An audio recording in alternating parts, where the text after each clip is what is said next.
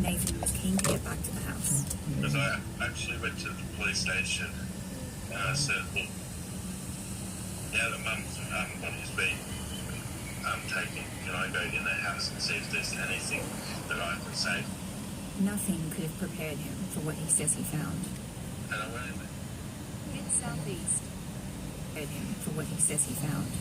And I went in the house, I found the cat, and then I found the dog in the bin.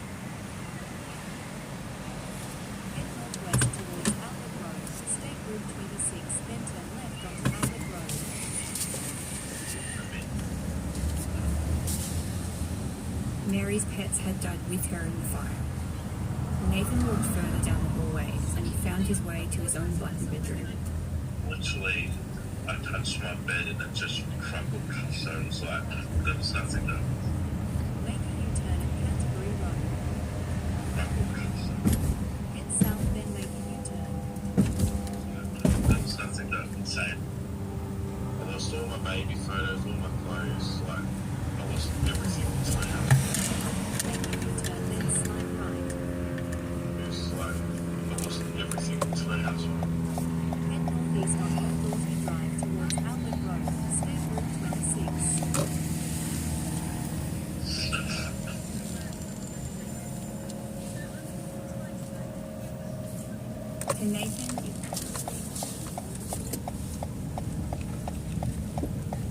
To Nathan, it was clear from the start. This was no accident. And when the autopsy came back, it confirmed what he'd been thinking. Mary had been attacked, stabbed before the fire, and now police were looking for a killer. So I just don't know how you come to her being murdered twice. I want Turn left to stay on Old Dorothy Drive.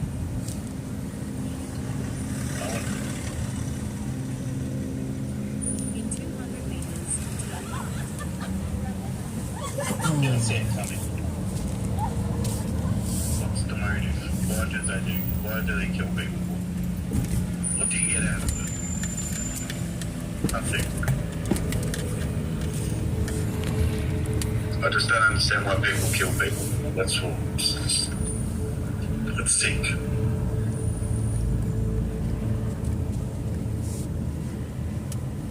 Turn right, then you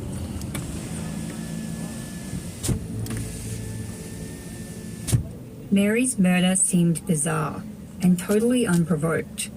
People were shocked by the violence. Neighbours, friends and family started trying to work out who could have done this, and it seemed like everyone's minds were going to the same place. The guy down the road, who seemed to have a big problem with the people in Mary's house. His name was Terry, but everyone called him Tex. He was a criminal type. He was just a criminal type. You have arrived.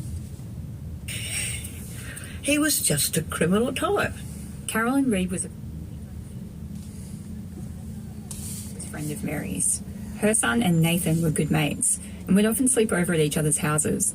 Carolyn's family was super close to Mary's. She was just very nice and very friendly, and she couldn't read and write, so Excuse me, is this at 81 Lauren Road? Which one? For... friendly, and Let me she see. couldn't read and write, so that's why we became friends, because I helped. Yeah, that's one. Mary had been telling Carolyn about the escalating conflict. West towards Old Dorothy Drive, then turn right. Mary had been telling Carolyn about the escalating conflict with Terry and how worried she was. Turn right. He was a shady character, that's all you can say. He was a shady character, and I never saw it, but Slide left towards Warty Drive, then turn left. I never saw it, but there was violence attached to it. Terry was cocky and street smart. He was skinny, but he was a little bit muscly. He was tall, a brawler with a hair-trigger temper who was known to police. In 2007, he was charged with threatening. Turn left towards Warty Drive, then turn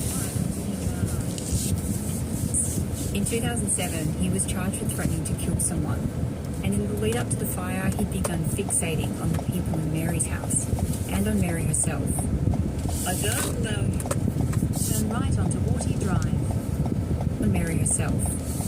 I don't know his problem with her, but he definitely had one, and he threatened her. And she was worried. Continue for 2 kilometres. And she was worried about it. One night, about a week before the fire, Terry barged into Mary's house and punched one of Nathan's friends in the face. It's not entirely clear why. Then, later that same night, Mary and her kids heard the sound of Terry in the driveway, slashing the tyres of their car. He used a screwdriver to do it. There was even a restraining order taken out against Terry. He wasn't allowed to make threats or come within 100 metres of Mary's place. But then, just 3 days before the fire, when one of Mary's kids was travelling in a car along their street, Terry sees them and draws his finger across his neck, making a throat-slitting gesture at the car. Carolyn says Terry also made threats towards Mary. It went on over a little bit of a few months, and he threatened her several times. But there was one threat Terry made that Carolyn will never forget. I remember that he threatened to kill Mary, he threatened to burn the house down, and then it happened.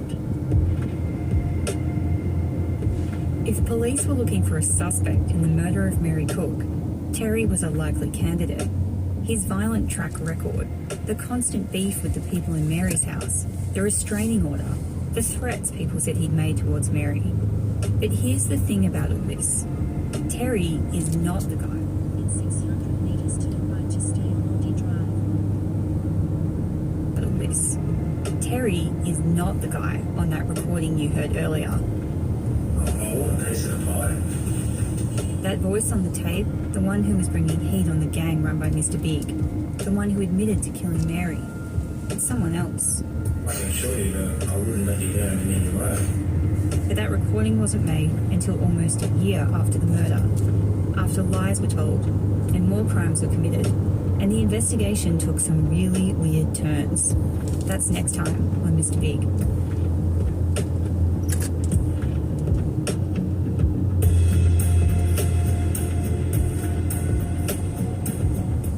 Turn right to stay on Warty Drive.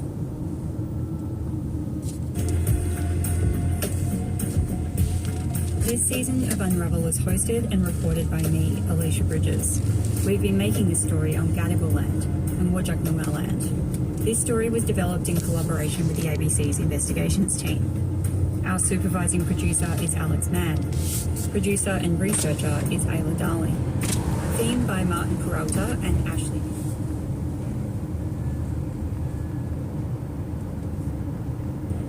Theme by Martin Peralta.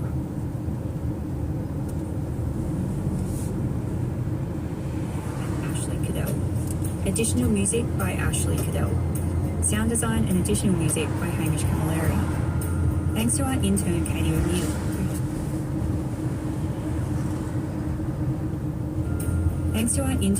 O'Neill. Who had an idea that helped change this whole episode. Monique Bowley is our manager of podcasts.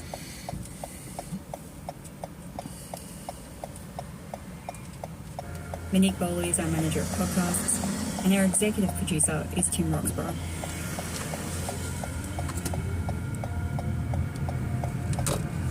You've been listening to an ABC podcast. Discover more great ABC podcasts, live radio and exclusives on the ABC Listen app.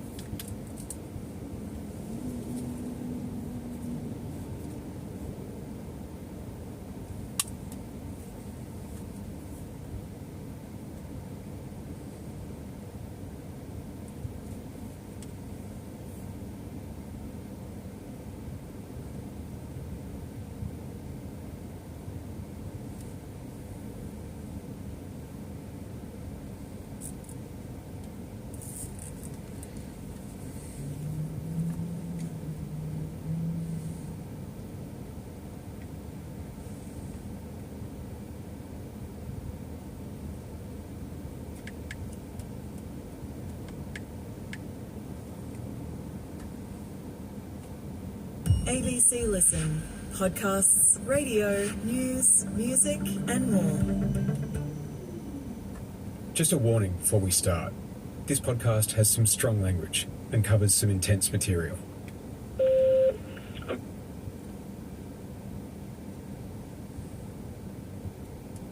Here's something that you may not know about scams. Every time a stranger hits you up online, like on WhatsApp, and they're trying to draw you into a conversation, that person is probably living in slavery. They're probably trapped in a high-security compound somewhere in Southeast Asia, and they're forced to run scams or they face torture. I'm Julian Morgans. I'm the host of Scammerland, and in this new series, we're going to take you inside these compounds.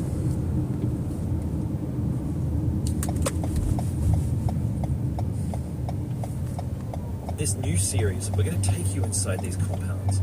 This is a multi-part documentary podcast in which we'll follow the journeys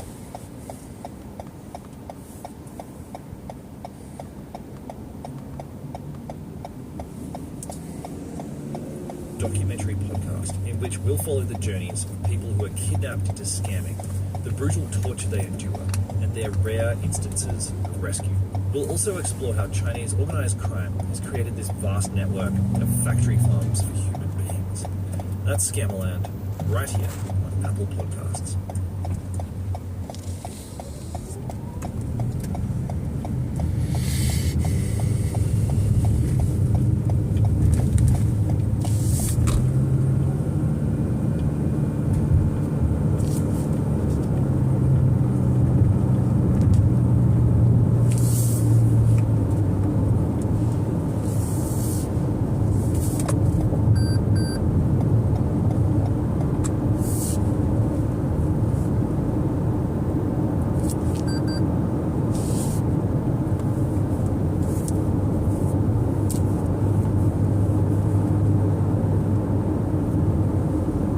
Emergency services.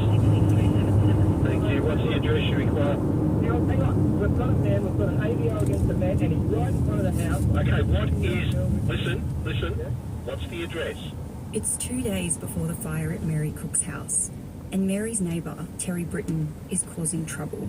Is this fella drug or alcohol affected? He